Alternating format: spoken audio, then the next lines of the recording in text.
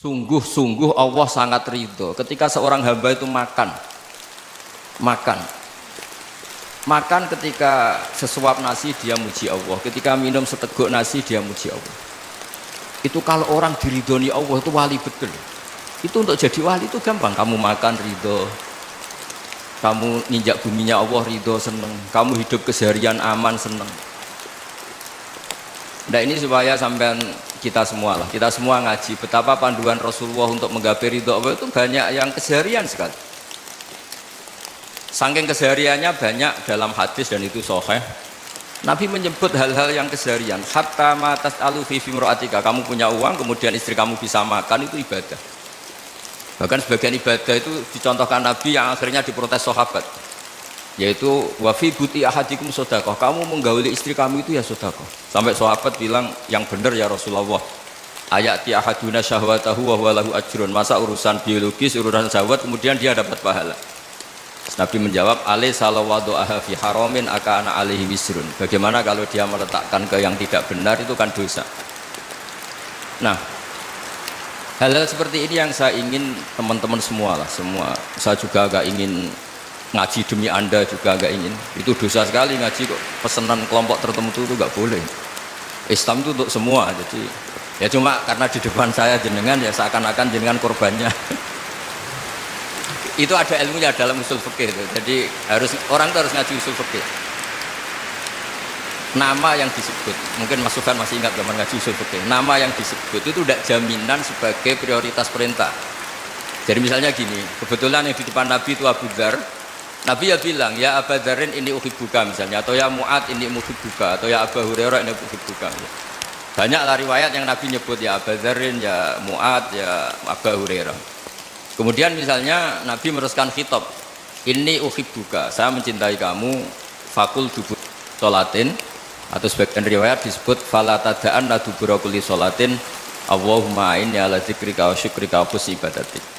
Saya mencintai kamu, siapa saja, Mu'ad bisa, Abu Dzar bisa, siapa. Saya mencintai kamu, mohon kalau habis sholat kamu jangan lupa wiridan Allahumma inni ala dzikrika wa syukrika wa husni ibadatik. Ya Allah, tolong kami permudah supaya mudah ingat Engkau. Anda tidak bisa mentang-mentang, nama saya Parmin, nama saya Purnomo, itu yang diperintahkan Mu'ad. Jadi yang disebut satu, tapi khitab itu untuk siapa saja. Saya teruskan. Jadi saya mohon semua kita melakukan kebaikan itu, kalau dalam kaidah fikih disebut al yakin la yuzalu bisyak. Banyak kebaikan yang kebenarannya itu 100%, tidak punya efek samping ke pihak lain, ke kelompok lain, ke komunitas lain. Itu tadi misalnya Anda makan dan itu murah sekali, hanya butuh satu piring, setiap punyaan kamu muji Allah, setiap minum kamu muji Allah. Itu redaksinya Rasulullah SAW disebut Allah sangat ridho ketika seorang hamba makan kemudian dia memuji Allah, atau minum kemudian dia muji Allah. Logikanya gampang, negara seperti ini yang kamu harapkan bentuknya kayak apa, mertua, ipar, komunitas, tetangga, itu nyata terjadi itu kan belum pasti. Sementara yang mesti terjadi adalah kamu butuh makan, kalau tidak mati, butuh minum, kalau tidak mati, butuh bumi yang nyaman ditempati, kalau tidak kita juga mati. Sebab itu Allah kalau menyebut nikmatnya itu hal-hal yang keseharian. Alladzi at'amahum min ju'. Allah itu siapa? Allah itu yang menciptakan kamu bisa makan, tidak berlebihan. Allah itu yang menciptakan kondisi sosial itu ideal. Zaman Nabi itu ya ada orang munafik, orang-orang pilihan Allah itu juga diuji orang sekelilingnya yang macam-macam. Semua diuji sesuai konteks zaman dan waktu. Nah, tapi ada ibadah-ibadah yang selalu disarankan Nabi. Sampai Nabi itu pernah ditanya, ayul islami khairun ya Rasulullah, Islam terbaik itu gimana? Jawaban Nabi itu unik, it'amut ta'am, Islam terbaik itu ya makan-makan, jangan santai-santai. Ketika Allah menyebut beberapa kebaikan, falak tahamal aqobah, wa ma adraka mal aqobah. Terusannya apa? Fakku rokobah. Terusannya apa? Au it'amun fi yaumin di masubah. Ya itu acara makan-makan itu juga Islam. Kenapa? Ya bayangkan kalau tidak ada makanan, kita mati kan? Kondisi sosial tidak ideal itu Anda masih gak apa-apa, tapi kalau Anda tidak makan, Anda tidak minum, Kamu punya istri cerewet masih bisa hidup, punya mertua cerewet masih bisa hidup. Jadi kalau tidak makan bisa mati. Berarti penting mana istri sama makan? Penting mana? Makan. Semoga istri Anda dengar, nanti kamu disuruh makan tapi pulang deh. Itu kalau dibahasakan makan masih memahami. Penting mana nasi satu piring dengan istri. Nggak ada nasi mati, nggak ada istri belum mati. Penting mana? Gak berani jawab kan? Ternyata Anda ada garang kan di depan istri. Jadi saya mohon lah, mungkin Mas Sufyan Sauri tadi yang bisa bantu lah. Teman-teman tuh ngaji yang keseharian saja. Karena kita nyari ridha Allah itu berdasar firman Allah. Dan firman Allah itu menyebut keseharian tuh yang gampang. Yaitu tadi misalnya wa min ayatihi manamukum bil laili wan nahar. Termasuk ayat-ayat Allah itu kamu tidur. Maka dulu itu ada guyonan, ada tokoh Mu'tazilah, kelompok dalam Islam yang berpikir manusia itu bisa menentukan ikhtiarnya sendiri. Karena saya bisa duduk, ingin duduk, ingin berdiri, berdiri. Karena kelompok ini nggak terima kalau semua kehendak Allah, nanti bagaimana kalau semua kehendak Allah kok ada hisab ya, ada sanksi. Lucunya itu dia akhirnya, ini cerita ya, mencintai seorang perempuan cantik sekali. Dan itu dia menjadi ahli sunnah itu oleh hal-hal yang sepele. Karena istrinya cantik, ya namanya suami istri itu hubungan intim. Terus ditanya, Mas, masih ingin lagi? Masih. Silahkan diulang lagi. Wah ya tidak bisa. Katanya manusia bisa menentukan yang diinginkan.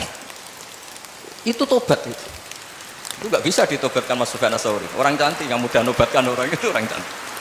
Segampang itu. Akhirnya kita tahu, makanya kalau dalam kitab Hikam itu disebut al-aqil mayyakul madza yaf'alu wa hudi wal ghafil mayyakul madza af'al. Orang yang punya akal karena sadar ini wilayah Allah, semua milik Tuhan. Itu dia tiap hari berpikir, besok Allah akan melakukan apa terhadap dunia ini. Kamu merencanakan suatu mau plesir, ternyata gempa.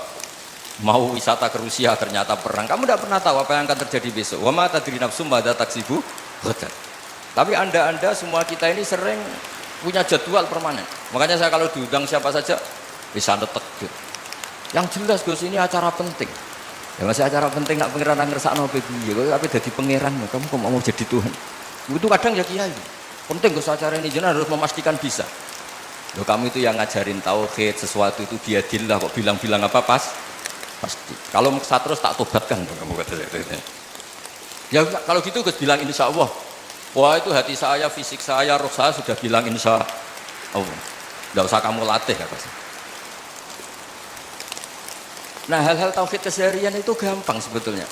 Wal ghafil yaqulu madza af'al. Tapi orang yang lupa Allah dia setiap hari bilang besok apa? Kita bisa melakukan apa?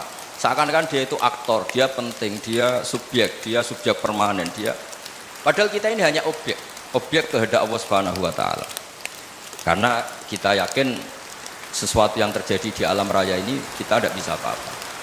Makanya saya sering ngaji, sering bilang ketika Anda mensifati Allah, dia yang menghidupkan. Sudah itu tanamkan, sehingga ketika kita mati santai saja. Kenapa santai? Allah punya cara menghidupkan kita. Zaman kita hidup juga gak tahu caranya ngelola jantung, ngelola paru-paru. Kamu juga gak tahu ngelola oksigen yang tidak beracun, tidak mengandung polusi. Tahu-tahu hidup. Gak ingin tua ya tahu-tahu tua, gak ingin mati tahu-tahu mati. Selama ini kita hidup juga agak tahu apa. Hanya gaya tok, punya jadwal, punya planning. Kalau kamu bisa menentukan pilihan Anda, pasti Anda istrinya cantik, 4 neriman semua, kona'ah semua. Nyatanya enggak kan? Ada 1 jelek, cerewet. Oh itu kan, nyatanya enggak bisa apa-apa Anda kan? Dan kamu bawa mati lagi. Itu kan. Istri Anda juga gitu, punya keinginan, punya suami yang ganteng, yang jabat, yang neriman, yang enggak poligami.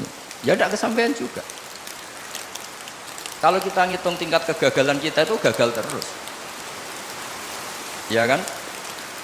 Nah, terus ingat Allah. Madza yaf'alu wa bi. Orang yang punya akal selalu berpikir Allah itu menghendaki apa terhadap saya.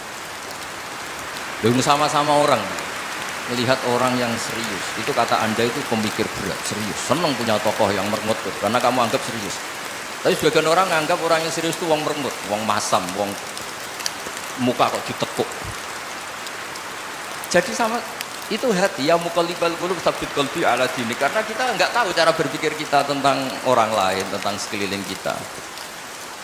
Misalnya kita orang baik yang jenis ngrumat fakir miskin, ada orang bangun masjid mewah itu janggal.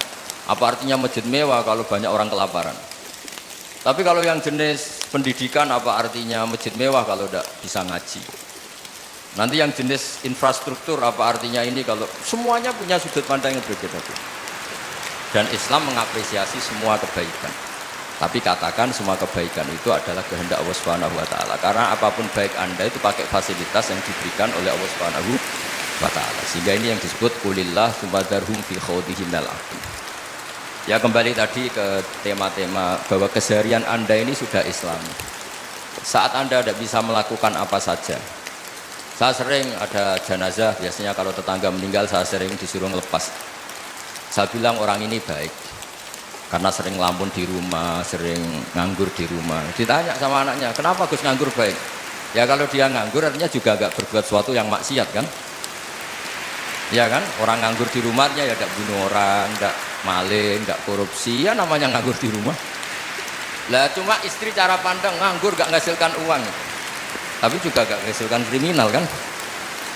Jadi sebenarnya Islam itu, makanya kalau sampai ngaji usul fikih itu ada kitab usul fikih namanya Lubul Usul, itu terkenal sekali di pesantren itu kalau ngapresiasi keseharian itu luar biasa.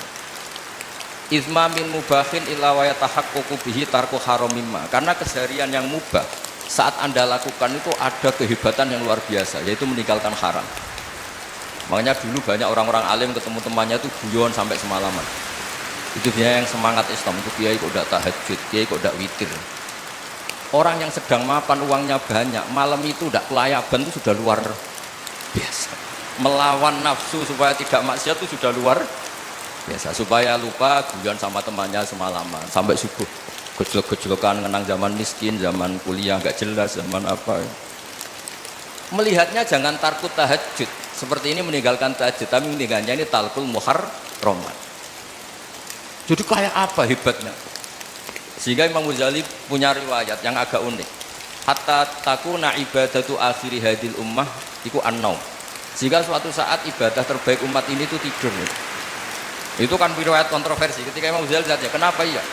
Kenapa kamu mulai keluar dari rumah itu sudah banyak maksiat? Melihat perempuan yang enggak mahram, melihat fenomena. Tapi kalau kamu tidur itu enggak melihat apa-apa. Tapi juga kamu jangan menganggap tidur itu ibadah betul. Saatnya melakukan berdoain malah masih tidur. Tapi itu sudut pandang yang menjadikan kita Islam itu gampang. Jadi saat Anda tidak bisa aktivitas apa-apa, misalnya ada beberapa orang yang lumpuh. Lumpuh itu memang nggak bisa Jumatan, nggak bisa ibadah, tapi dia juga nggak bisa maksiat. Tidur itu memang Anda saat itu tidak bisa tahajud, tidak bisa witir, tapi saat itu ada zina, ada maling, tidak gosipkan orang, tidak bully orang, tidak menanamkan kebencian, tidak hasud. Sehingga tidur menurut Allah Ta'ala wa min ayatihi manamukum billaili apa? Wan-nahar. Karena di tidur itu selain ada unsur istirahat, jaga stamina, juga ada unsur meninggalkan beberapa keburukan.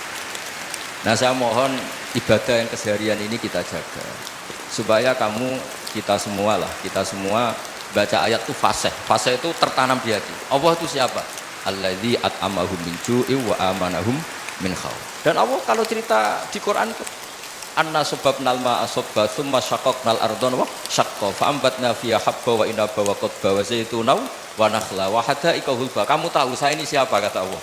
Saya ini adalah Tuhan yang menurunkan air, kemudian ada tanaman banyak. Habba wa inaba wa qadba, ada zaitun, ada tin, kalau orang Jawa mungkin ada tela, ada padi, ada mangga, ada pisang. Sudah. Wa inaba wa zaituna wa nakhla wa hada'iqa hulba, ada perkebunan yang lebat. Tujuannya apa? Mata Allah, silahkan kamu pakai, kamu nikmati. Tapi karena kadang kita ini punya ide-ide besar. Tadi untuk syukur saja nunggu punya istri riman, rumah baik, tetangga baik, komunitas baik, semuanya baik baru syukur. Lama-lama nanti ada di surga, syukurnya nunggu surga paling kelas A. Itu sudah ada yang menghuni Rasulullah, kamu nggak boleh di situ. Masa untuk syukur saja? Repotnya Masya Allah. Jadi mohonlah Quran yang kalau Anda hafalkan bersama itu kan ada ayat-ayat yang kayak tadi. Ya, fal yang guril insanu ila ta'am. Coba lihat. Apa yang kamu makan ya? Dari mana? Dan untuk mempertahankan hidup kamu keseharian. Jadi jangan kira ibadah itu harus membentuk komunitas yang versi Anda. Ibadah itu harus yang hal yang mulu-mulu. Kesehariannya Anda alami. Loh, ini saya tidak bikin-bikin. Saya ngaji bukan karena berdasar pesanan. Itu ayat yang saya bacakan betul ada ayatnya kan. Fal yang duril insanu ila tu'ami anna sobabnal ma'a sobba thumma syaqaqnal ardo syaqqa fa ambasna fiha habba wa inaba wa qadba wa zaituna wa nakhla wa hada'iqa gulba. Terusannya apa? Mata'al lakum, silakan kamu nikmati. Mata itu silakan kamu nikmati. Ya kayak sampean dikasih hidangan ya makan. Ya sudah makan, habis makan ya minum, habis itu ngantuk ya tidur. Ya sudah normal-normal saja. Kayak apa indahnya Islam. Tapi Anda mencari Islam yang gimana lagi? Nah itu yang diajarkan guru-guru kita, diajarkan sanad kita sampai Wali Songo, sampai Rasulullah SAW. Bahwa pada akhirnya ada jihad, ada perang. Itu dulu memang perang, bukan membunuh, beda. Dulu kita dijajah Belanda ya perang, dan itu normal karena kita dijajah. Jadi ketika orang lain ingin baik sama kita, wa in ahadun minal musyrikin astajaroka ya fajiru hatta yasma'a kalam Allah. Kalau mereka ingin baik ya kita baik. Makanya ada istilah mustakman, mu'ahad. Kalau mereka ingin damai, berdampingan dengan kemajmukan ya itu yang lebih baik. Karena memang Islam menghormati proses perdamaian. Wa in janahu lis-salmi ya fajnah lah. Kalau ingin damai ya kita harus